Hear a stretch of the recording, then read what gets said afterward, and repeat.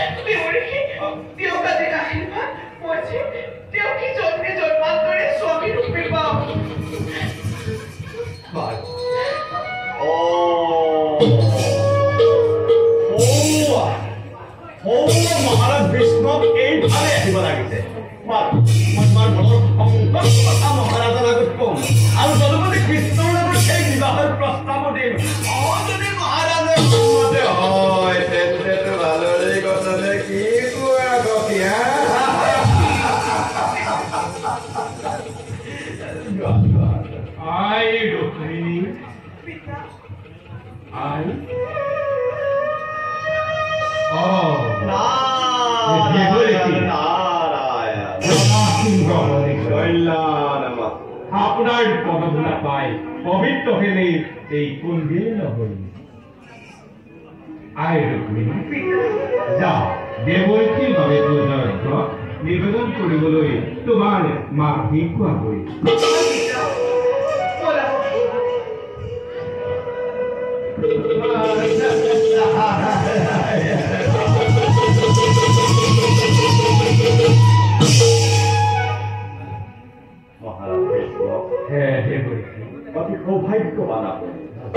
সৌভাগ্যবান ভাবি আপোনাৰ আজি পদপূজা দৰ্শন কৰিবলৈ জানেনে মহাৰাজ আপোনাৰ গৃহত স্বয়ং লক্ষ্মীয়ে জন্মগ্ৰহণ কৰিছে বৈকুণ্ঠেশ্বৰী লক্ষ্মী আচৰিত নহ'ব মহাৰাজ আই ৰুক্মিণী স্বয়ং লক্ষ্মী আৰু নাৰায়ণ জন্মগ্ৰহণ কৰিছে তাৰকাতে শ্ৰীকৃষ্ণ বিবাহৰ উপযুক্ত সময় গতিকে মহাৰাজৰ আজ্ঞা কৰে মই মিলন প্ৰস্তাৱ যাতে মই কৃষ্ণক দিব পাৰোঁ আৰু লক্ষ্মী নাৰায়ণৰ মিলন চাবলৈ স্বৰ্গৰ দেৱতা সকলো বাঞ্ছা কৰি আছে এতেকে পলংকৰ কোনো প্ৰয়োজন নাই ৰাজা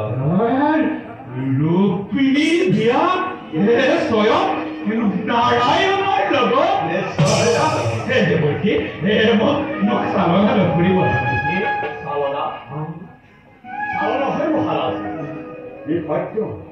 সত্য ৰাজনী সত্য সত্য ৰাজনী সত্য কোনদিনৰ ৰাজা যদি হয় মাধৱৰ লগত তেন্তে ই মোৰ বাবে সৌভাগ্য ভাৰতী পূব সীমান্তৰ পৰা পশ্চিমী সীমান্তত থকা সাগৰৰ বক্ষস্থলৰ সেই তাৰকালৈ মোৰ আই ৰুক্মিণীক বিয়া দিম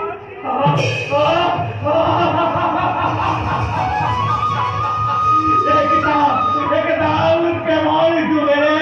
পানী খাব জংঘুলিয়ে তোমাৰ নভাৰত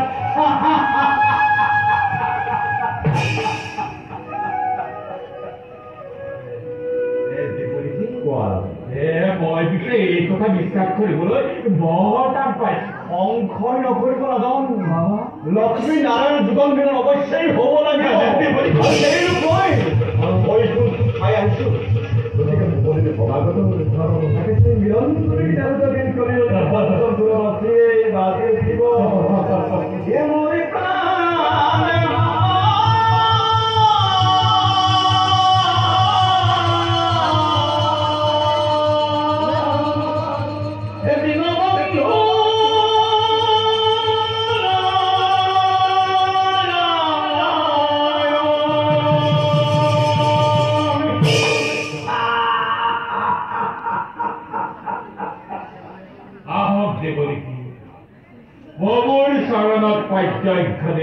কৰি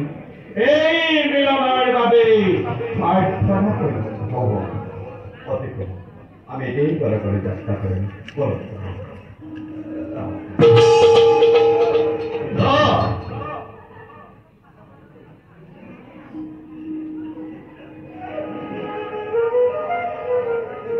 গোকুলের গণখিয়ালা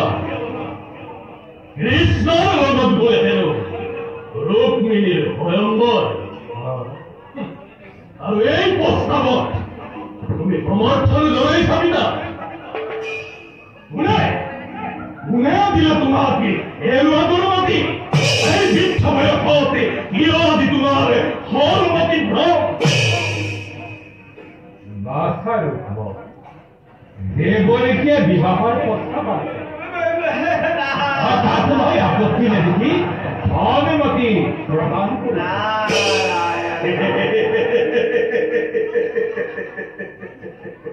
দেবরীকে নাও তুমি বিয়ার কত বিষয় আছি এই কোন দিনের রাজ কারাগত ফলভাবে বিচারি আহিছ তুমি তো নিজেই তুমি গৃহ সংসার পাতিবলৈ অসমর্থ হলা আর আজি আমি তুমি এই রূপ এই কোন দিন নগরীত সেই ফল বিচারি আহিছা বাসা রূপ এই দেবরী কি এই পূজনীয় আমার জানো আর দূরে দূরে থাকিতেও আমার পূজনীয় হয়ে থাকো বিবাহের প্রস্তাবনা এনে লোভনীয় পদ পরিত্যাগ করে অবসর গ্রহণ করো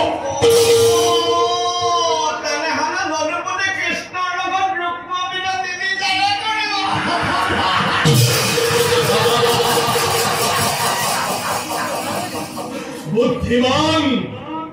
বুদ্ধিমান নিশ্চয় দেবরীকে মথুরার কারাগারে জন্মস্থানে যান সদাখণ্ড কিছু ইজন থাকে সাগরের বক্ষত থাকা হোক তার দুর্গ সেই কৃষ্ণ গোপিনীর বস্ত্র ধরে মরিয়া খান মজা পিলুয়ার হাতে যুদ্ধ করে মন্দিরের রাজদণ্ডে কৃষ্ণরে এবার ভূপাতে গোপিনীর ঘরে ঘরে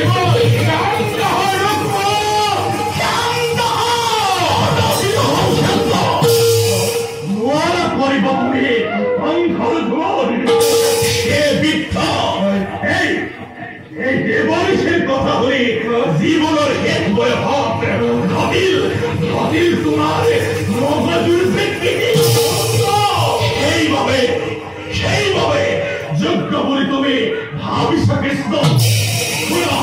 পুরা পিতা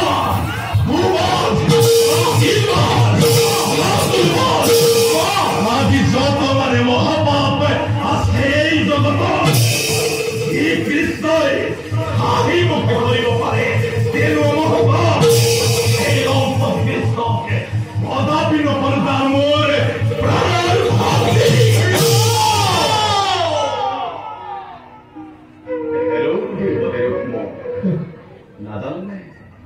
নাজানে কৃষ্ণ নিন্দা মহাপাপ পুৰি মহাপাপ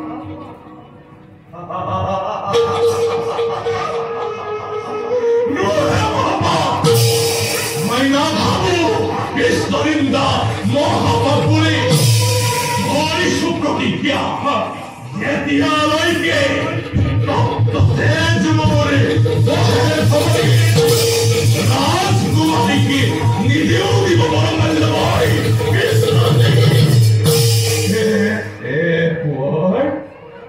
অভাৱতে অলপ কথাতে অংগীকাৰ কৰিব নাপায় সকলো কথা ভাবি চিন্তি চাইহে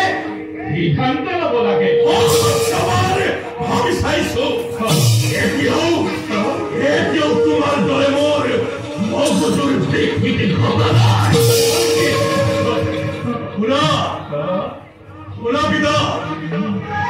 ৰুক্মিণীৰ যোগ্যৱান দৰাৰ বাবে অনৰ্থক চিন্তা কৰা তোমাৰ কোনো প্ৰয়োজন নাই মোৰ বন্ধু ছেদিৰাজী শিশুপাল তেওঁৰ নিচিনা ৰূপৱান বলৱান ভাৰত বিখ্যাত বীৰ দ্বিতীয়জন কোনো নাই তেওঁক এই সবিনয় মাতি আনি আনন্দ মনেৰে কন্যা সম্প্ৰদান কৰা ছেদিৰাজ শিশুপাল ছেদিৰাজ শিশুপালে ৰুক্মিণীৰ একমাত্ৰ বৰ বুলি হৈছে বিবেচিত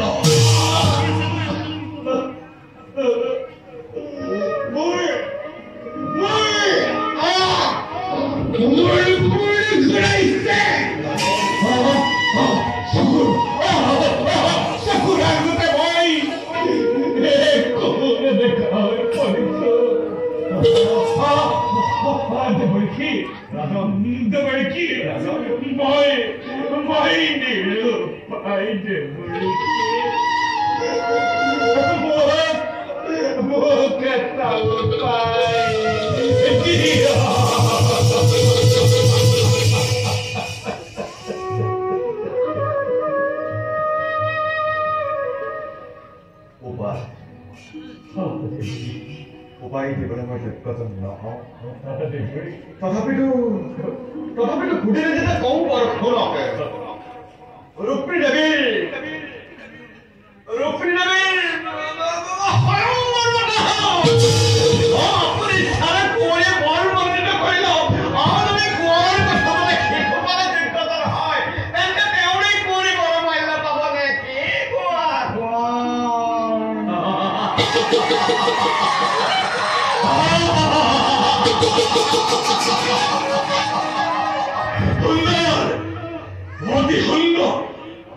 এইবাৰহে মহিলাতে যুক্তিযুক্ত প্ৰস্তাৱ কৰিছে এই প্ৰস্তাৱত মই সমৰ্থন জনাইছো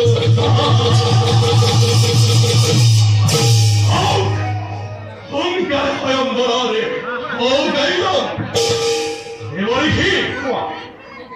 কবালৈ কৃষ্ণক তোমাৰ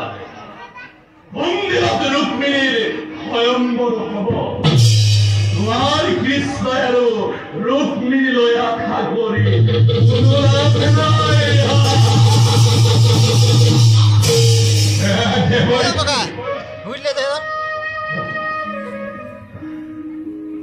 এই বুঢ়া ৰজাৰ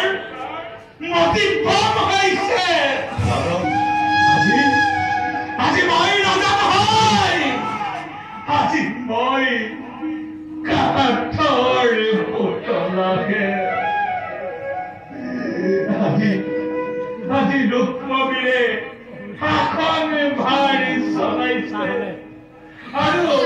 সেইভাৱে যথোচিত তৰি দিছে